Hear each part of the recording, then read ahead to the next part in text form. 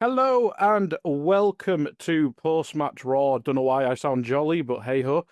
I have the two Irish lads to suffer along with me for a cup final, which was awful. I'll introduce the lads. Trev, how are you doing?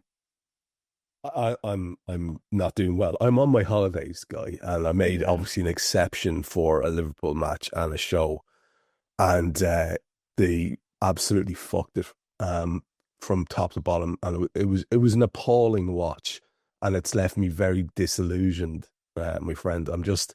I have the hump in a royal fashion. Also, if I sound a bit echoey, I'm in my digs here, not my usual place. You'll have to excuse that. But yeah, no, it was just a very unedifying way to spend your afternoon, and has got me down the dumps and left me with a few kind of silly spiraling worries in the back of my head now that should not be there. You know what I mean? I've never welcomed an international break more, to be Yeah, fair. yeah.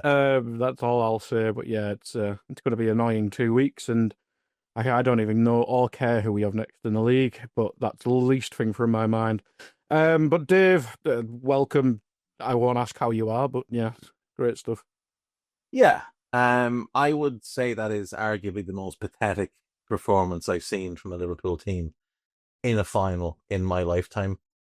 Um, that was genuinely shocking stuff. I thought the manager for the second game in a row got things wrong, then failed to rectify them in game, made some baffling substitutions. A lot of players need to take a long, hard look at themselves after that performance.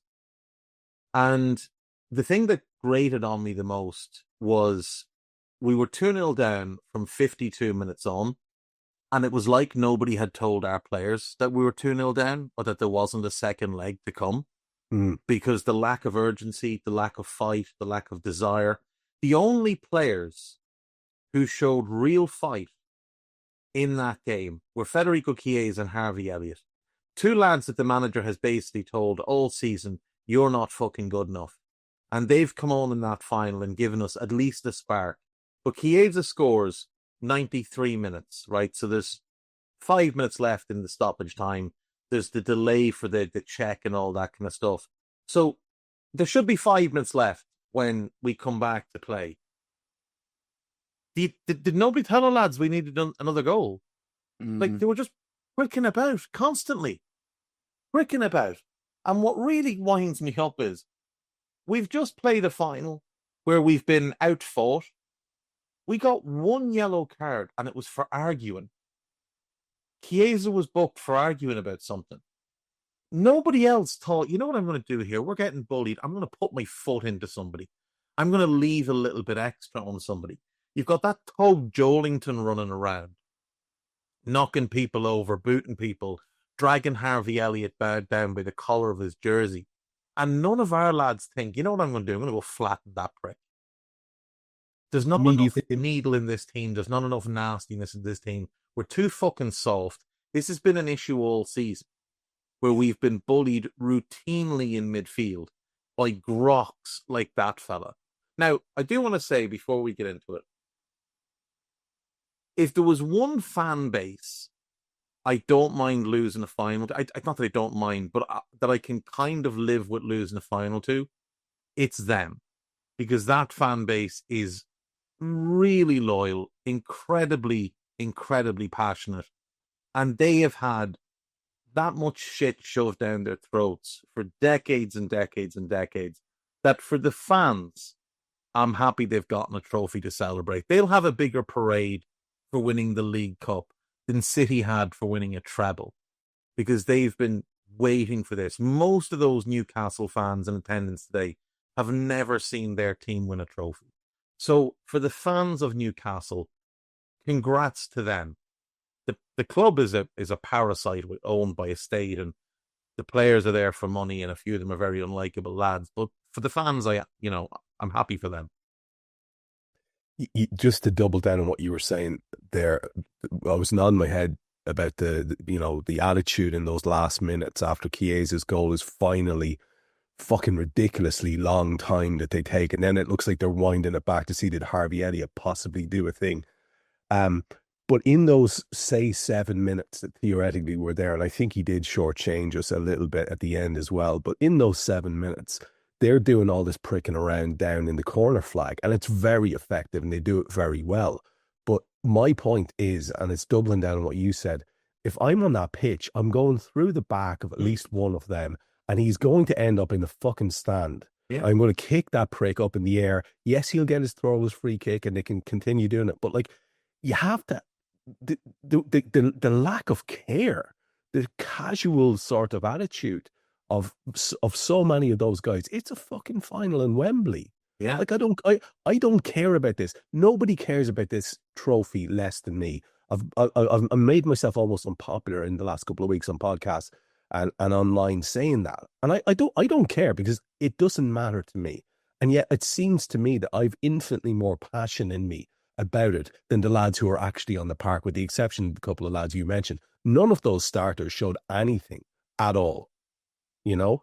And there's a little bit of, Guy used the phrase just before the mics went live, there's a little bit of galaxy brain going on here, and we have to acknowledge it. And there's a little bit of just, I don't know, I have the fear, I'll be honest. Again, this is just something I was saying. I have the fear when I look at that. And I'm wondering, has something happened? Is there some sort of really shitty atmosphere behind? Looks like Trev's disconnected there. I think we've just lost Trev. We did.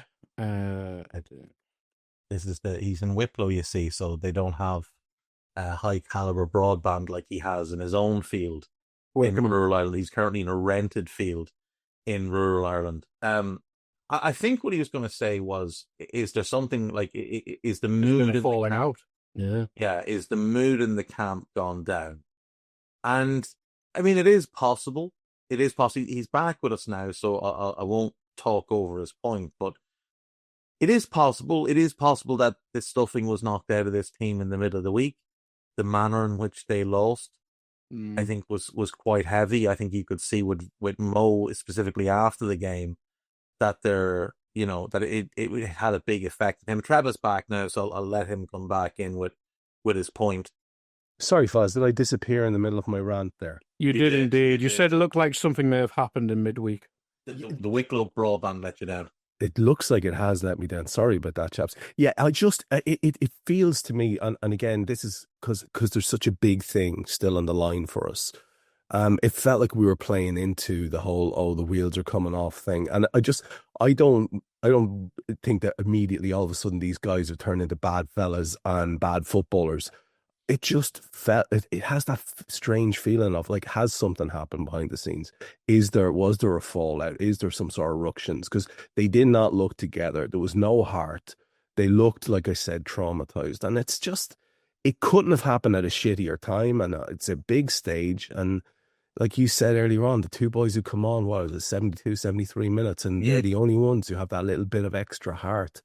I don't get it. I don't get what's going on.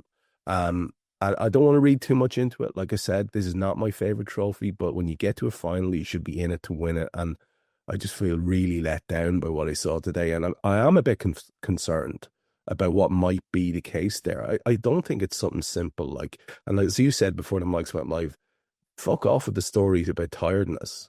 You know, you can be tired. I'm not buying tiredness as an excuse. You can. I want to see you running around with your leg hanging off, but still running around on one leg as fast as you can. Tiredness, no, forget about that. Like that was an attitudinal thing, and it's tremendously disappointing. It is. Like I said, I don't know if you heard while you dropped off. I did say I do wonder if that defeat in midweek, just kind of knocked the stuffing out of them. There's also the historical implication of what happened in midweek, where we'd never lost a European tie before, when we won the away leg, and then we're coming back to Anfield. So you do wonder if maybe some of that seeped in. I will say, like, Arna joins some elite company at Liverpool in Bob Paisley, who lost the 1977 FA Cup final, Rafa Benitez, who lost the 2005 League Cup final, and Jurgen, who lost the 2016 League Cup final and 2016 Europa League final in losing his first final with Liverpool. Like, it is something that's happened to managers that have gone on and had success. Obviously, Rafa won the European Cup later that season. Paisley won the European Cup 4 days after losing an FA Cup final. And obviously, Kloppo would go on and win a league title and a Champions League within a couple of years.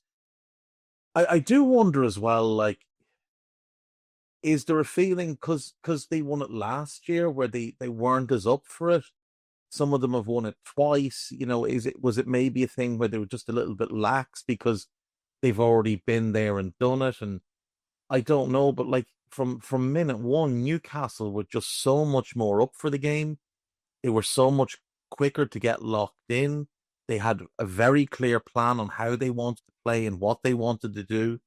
And our game plan bizarrely seemed to be, let's not give the ball to Mo Salah, which to me is just one of the weirder things. Like, we basically isolated our best player and then didn't give him the ball. Thing is, that's whenever we, even in the Jurgen Klopp days, whenever we started to play badly, we get Mo Salah less and less involved in the game, which, regardless if Mo Salah's playing bad, amazing, bad, terrible, like a lad who's not only got one leg, our tactic should always be, especially if Trent's not there, for the love of God, pass to Mo Salah. Because a lot of this podcast is going to be quite general, because going play by play, it'd be like Newcastle win the ball, they're camped in our half, and I can't be asked talking like that. But in what world is our tactic been this season to lump 80-yard passes to Mo Salah against Dan Burn? And then in the second half, as you said, Trev, before we started recording, pass it then to Kwanzaa, who we may have thought was still Trent Alexander-Arnold, to diagonal pass it to Diaz and then hitting the crowd. Like, I genuinely baffling. Like, Galaxy Brain will be mentioned quite a lot here, and you kind of just hope Arnie Slot learns from it. But there's a lot to learn from this game about quality of squad, quality of player, mentality of player.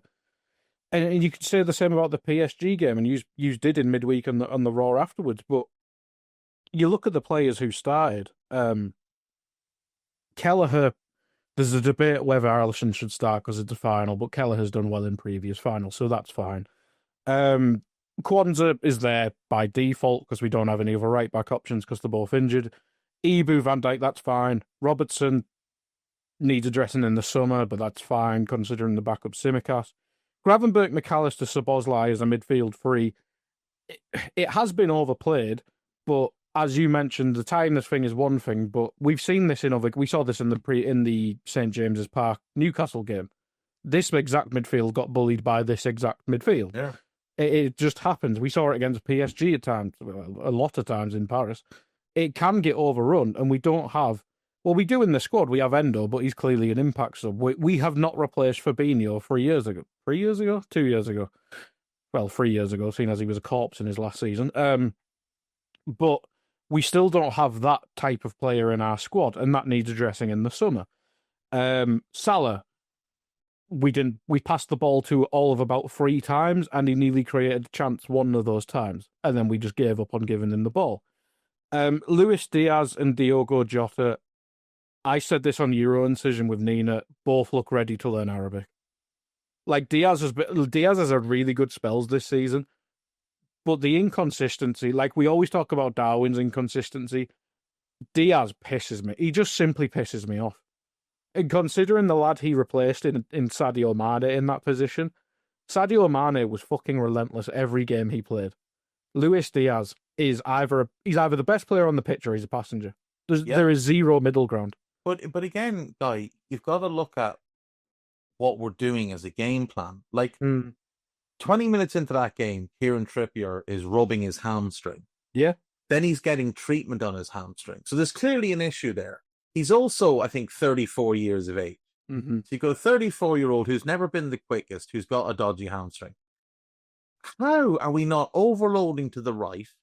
And then even if we don't want to give the ball to Mo, give it out to Diaz, to his feet, in space, against the 34-year-old with the dodgy hamstring. And instead, we're lumping balls into the box. Yeah. Like, how many times did we lump a ball into the box in the first half? They win the header. It falls to Trippier and he heads it back to the goalkeeper 3 or 4 different times, making the game so easy for them. We made First that time- game so easy for them defensively. We did, and the first time we isolate Mo in a position where he can be his creative self is 47 fucking minutes after, by the way, the goal has been scored. And Diaz actually does manage a knockdown. And then Jota, who needs to be spoken about because he's next on the list, don't worry. that effort by Jota is so comically awful. It's like it's a defensive clearance. He could not have hooked the ball more away. Why does it go through with his left foot as well? I don't understand It's that. just bizarre. Look, Right, the Reds, it's Jack here, and that was a clip from one of Anfield Index's audio podcasts. If you have enjoyed the video, make sure you do like, share, and subscribe to keep up to date on all things LFC. We record around 100 audio podcasts every month, with our shows featuring match-going fans, top journalists, professional analysts, and even Liverpool legends along the way. With the Great Dane himself, Jan Molby, joining us every single week. If you want to listen to all our podcasts for free, head over to anfieldindex.com/podcasts. Our audio shows are available wherever you get your podcasts. Just search Anfield Index. Or if you prefer to listen to all our podcasts in full and without any ads, why not head over to AI Pro today to check it out now at AnfieldIndexPro.com. If you want to get involved in the great growing community of Liverpool fans, check out the Anfield Index Discord. The link is in the description. Do get involved with that from Reds around every corner of the globe. For now, Reds, hope you enjoyed this video.